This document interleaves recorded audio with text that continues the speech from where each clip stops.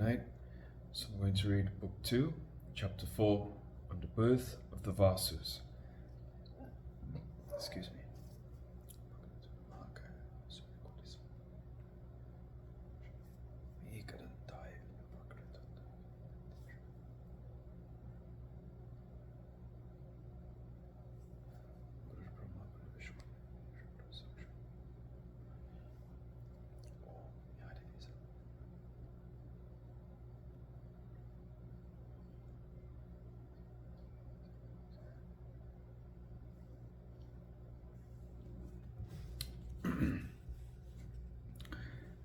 Suda said, when the king Pratipa ascending to the heavens, the truly hero King Shantanu went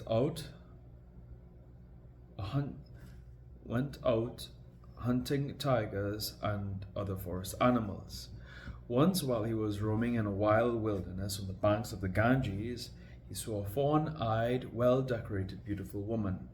No sooner the King Shantanu saw her than he became addicted to her and thought within himself thus, certainly my father spoke of this beautiful faced woman who was looking like a second Lakshmi, endowed with beauty and youth. The king could not rest satisfied simply with seeing the lotus-like face. The hairs on his body stood on their ends, and his heart was very much attracted to her. Ganga Devi too knew him to be the king Mahabisha and became, in her turn, very much attached to him. She then went smiling towards the king. Seeing the blue-colored lady looking askance at him, the king became very happy and consoled her in sweet words and said, O one of beautiful thighs, are you Devi, Manusi, humankind, Gandharvi, Yakshi, the daughter of Nagas, serpents, or celestial nymph? Whoever you may be, O beautiful one, be my wife. Your sweet smiles, it seems, are brimful of love. So be my legal wife today.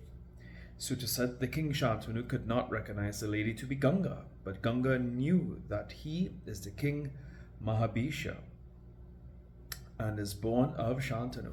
Hearing the above words of the king, Ganga, out of her previous affections, spoke out to the king, smiling, O king, I know that you are the son of the king Pratipa.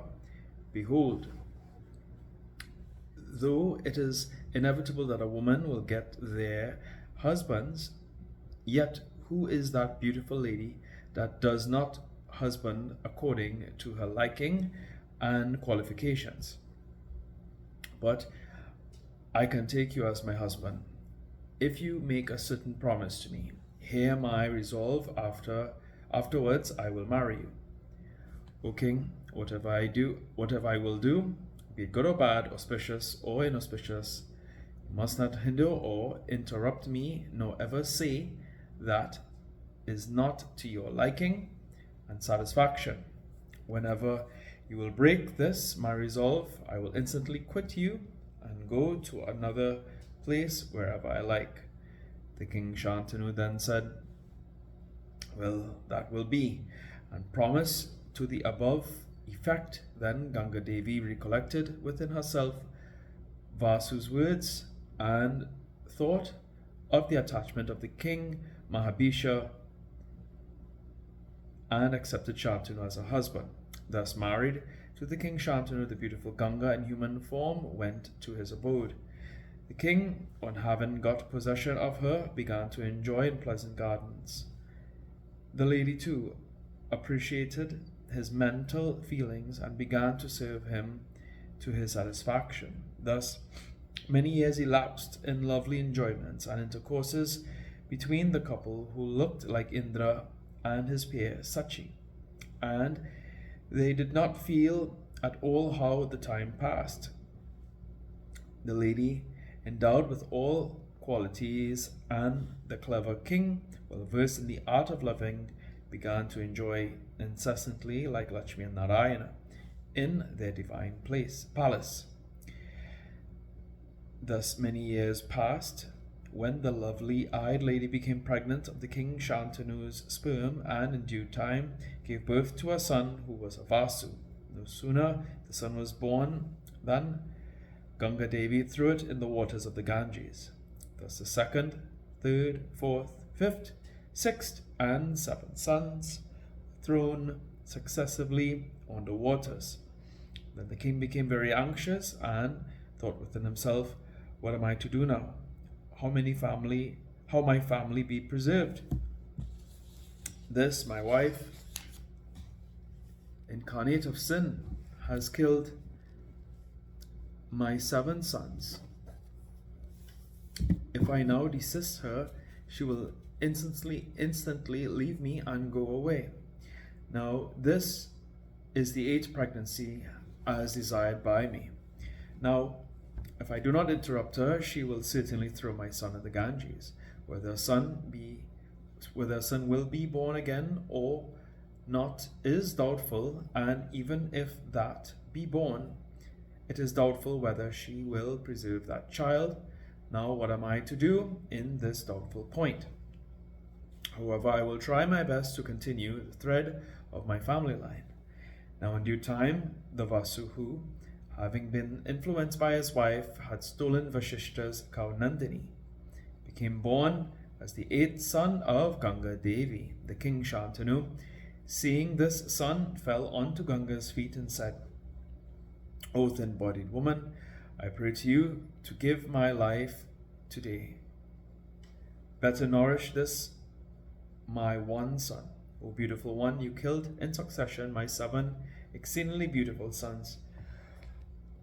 O one of beautiful hips, I now fall at your feet. O beautiful one, save the life of this child of mine. If you ask from me any other thing today, even that be very rare, I will give it to you. But you better now keep the thread of my family line. The pundits versed in the Vedas say that he who has no issues cannot go to heaven. So, beautiful one, today I pray to you to keep the life of this my 8th son." Though thus spoken by Shantanu, Ganga Devi was eager to take away the son to throw in the waters. The king became very sorrowful and angrily spoke out, "O vile and vicious woman, what are you going to do? Do you not fear hell? Of what villain are you the daughter, that you are always doing this vicious deed? O sinner, go away wherever you will, or remain here as you like. It matters little, but my son will remain here. When you attempt to bring my family to extinction, what use is there in living with you?" When the king thus spoke to the woman who was ready to take away the son, she angrily spoke as follows: "O king, when you have acted against my promise, my word is broken and my connection with you has stopped from today.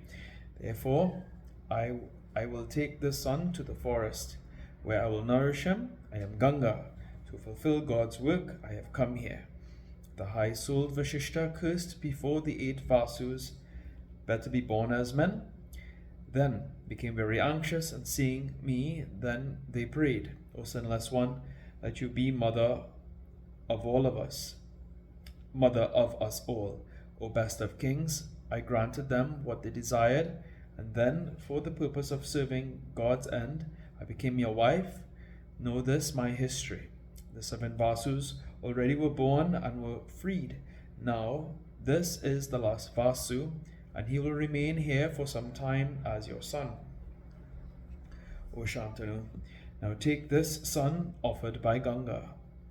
Know this to be the Deva Vasu, and enjoy the pleasure of having a son. O highly fortunate one, the son will be famous by the name of Ganga's son, and will be the most powerful of all. O king, today I will take this son to the place where I choose you as my husband. I will nourish him, and when he attains his youth, I will return him to you. For this son, if deprived of mother, will not be happy, nor will he live. Thus saying, Ganga vanished with the sun.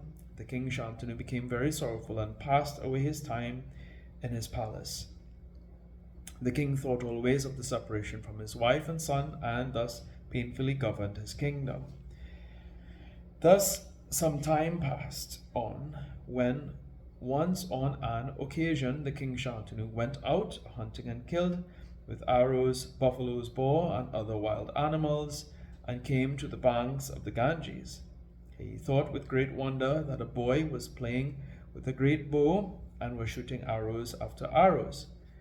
The king's attention was more attracted towards the boy, but whether that boy was his or not did not at all come to his mind.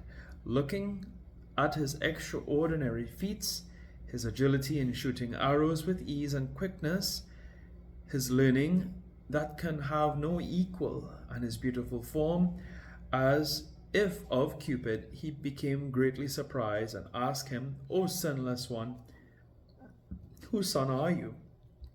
The hero boy did not reply anything, but went away shooting his arrows. The king thought within himself, who is this boy? Whose son is he? What to do now? To whom shall I go now? Thus pondering, he recollected within himself and began to recite verses in praise of Ganga. Ganga, assuming her beautiful form as before, became visible to the king. Seeing her, the king said, O Ganga, who is this boy that has just gone? Will you show him once more to me? Hearing these words of Shantanu, Ganga said, O king of kings, he is your son, he is the 8th Vasu. So long I have nourished him, and now I hand him over to you. O Suvrata, this is the great ascetic Gangeya. He is the illustrious scorn of your family. The glory of Suvrata, the glory of your line will be enhanced. I have taught him the whole science of archery. This pure son of yours dwelt in the hermitage of Vashishta and has become versed in all the vidyas and skilled in all the actions. This son knows everything that Jamagni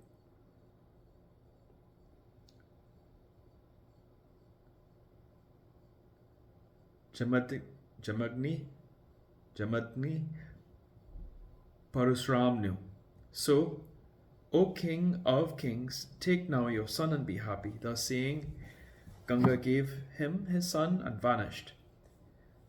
The king also became very glad and embraced his son. He smelled his head and took him to his chariot and drove towards his own city. On returning to Hastinapur, the king held a great festival, Utsab, in honor of the arrival of his son. He called all his astrologers and inquired what day was auspicious. He then called all his subjects and ministers and installed Gangeya as the crown prince. The religious Shantanu became very happy on making Gangeya the crown prince. He forgot the pains due to Ganga's bereavement. Sutta said, Thus I have described to you the cause of the curse on Vasus, the birth of Bhishma, from the womb of Ganga, the union of Ganga and Shantanu, etc. He who hears in this world this holy story of Ganga's birth and the birth of the Vasu is freed of all sins and gets mukti. O Munis, I have described these miraculous holy accounts as I heard from the mouth of Vyasa. Anybody who hears this holy Srimad Bhagavatam, endowed with 5 characteristics and filled with various antidotes that come out of the mouth of Vyasa, finds all his sins destroyed and attains peace and blessedness. O Munis, thus has been described completely to you this holy history. Thus ends the 4th chapter on the birth of the Vasus in the Mahapurana Srimad Devi Bhagavatam of 18,000 verses. Jayanti Mangalakali. Bhagavatam.